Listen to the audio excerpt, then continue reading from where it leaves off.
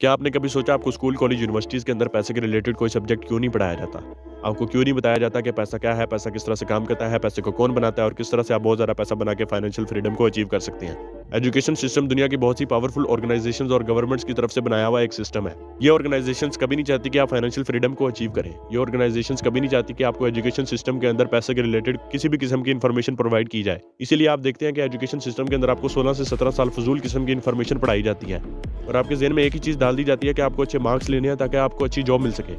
Employment system यानी कि job का सिस्टम इन ऑर्गेनाइजेशंस का एक और बनाया हुआ ट्रैप है, जिसके अंदर आपको ये फिक्स अमाउंट ऑफ सैलरी और परमानेंट जॉब की गारंटी देके ट्रैप कर लेते हैं, फंसा लेते हैं। जब एक इंसान एम्प्लॉयमेंट ट्रैप के अंदर फंस जाता है तो वो फाइनेंशियली मजीद ग्रो नहीं कर सकता। ऊपर से ये ऑर्गेनाइजेशंस रिजर्व बैंक्स के थ्रू इन्फ्लेशन यानी कि महंगाई को और इंक्रीज कर देती हैं,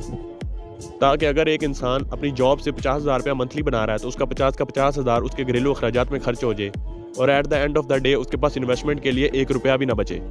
और वो इन्हीं के बनाए हुए सिस्टम का गुलाम बन के रह जाए। आपको ये चीज़ समझनी होगी कि जिस पैसे के लिए आप अल्लाह ताला को भूल जाते हैं, जिस पैसे के लिए आप अपनी फैमिली से दूर जाते हैं, जिस पैसे के लिए आप 9 to 5 जॉब करते हैं, वो पैसा ये ऑर्गेनाइजेशन द रिजर्व बैंक्स के थ्रू जितना चाहे उतना प्रिंट कर सकती हैं। एक चीज़ जिसको ये ऑर्गेनाइजेशंस प्रिंट कर सकती हैं जितना चाहे, उस चीज़ के लिए आप अपनी पूरी ज़िंदगी काम करें तो आपसे बड़ा कोई बेवकूफ़ नहीं है। मैं ये नहीं कह रहा कि आप अपनी एजुकेशन को छोड़ दें, मैं ये नहीं कहता कि आप अपनी जॉब को छोड़ दें। मैं सिर्फ ये कह रहा हूँ कि इन सब चीज़ों से, इन सिस्टम से बाहर निकलने के लिए आप साइड हसल पे कोई ना कोई बिज़नेस स्टडी करें, कोई फिजिकल बिज़नेस, कोई ऑनलाइन बिज़नेस, और फिर उस बिज़नेस में इन्वेस्टमेंट करने के लिए कुछ ना कुछ सेविंग्स करें।